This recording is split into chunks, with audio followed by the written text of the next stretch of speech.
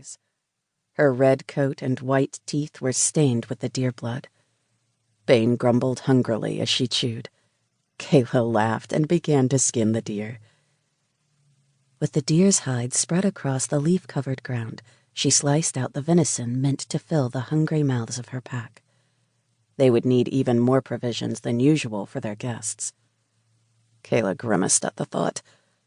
A great tournament was being held in her honor. It would be a gruesome test of strength, with her as the grand prize. She gripped the deer's liver with blood-soaked hands and tried to clear her mind. She was a hunter, more at home in the forest than in the Alpha's lodge. But as far as her father was concerned, her fate was sealed. Kayla looked at the glimmering magical barrier at the edge of her pack's territory, longing to escape to the other side. She had been across the barrier more than a few times on her hunts, but leaving pack-protected territory was strictly forbidden, especially for the Alpha's daughter. Especially for the last Alpha female in all the world. Kayla threw the liver onto the pile of good meat and shook her head. Everyone claimed she was the last, but given their limited communication, there was no way of knowing that for sure.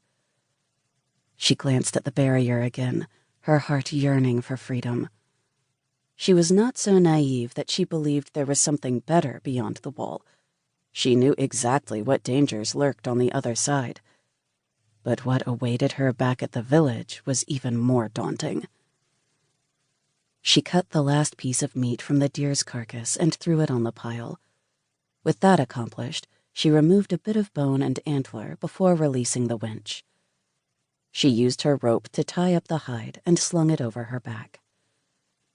With a low whistle to Bane, she hurried through the forest toward the closest water source. Sliding down a steep, rocky slope, she braced herself as she reached the bottom. The river lay just beyond a stand of young willow. Creeping through the dense, narrow trunks, she came out onto a rocky riverbed and crouched over the water. Dipping her hands into the cool stream, she scrubbed the blood from her skin and splashed it over her damp face. Bane lapped at the water, taking a long, much-needed drink. The wolf lifted her head, narrowing her eyes at the rustling rhododendrons across the water. Bane growled low in her throat, baring her teeth. "What is it?" Kayla stood, grabbing her scope from her belt. She surveyed the opposite shore. An image of males filled Kayla's mind through her mental link with her familiar. Scanning the bushes, she focused on the movement. A face appeared between the green leaves and quickly disappeared again. Kayla grabbed her bow and nocked an arrow, pointing it at the intruders. "Show yourselves!"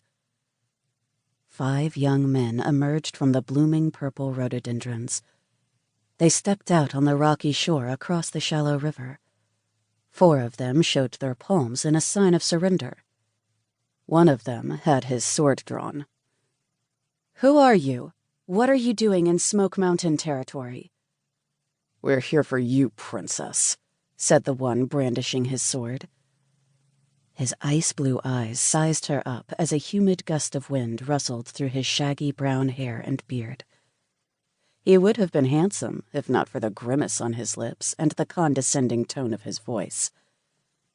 The 5 had the look of siblings. Some had lighter hair or darker eyes, but the family resemblance was obvious. "You must be here for the tournament." She lowered her arrow and slipped it back into her quiver. "I don't want you here, but I suppose it is my duty to show you the way." Chapter 2.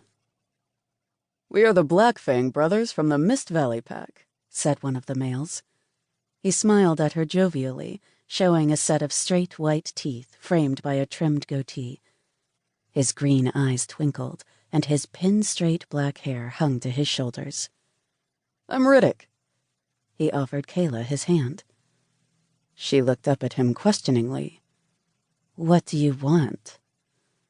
"Smoke Mountain Pack doesn't do handshakes, I guess," Riddick said.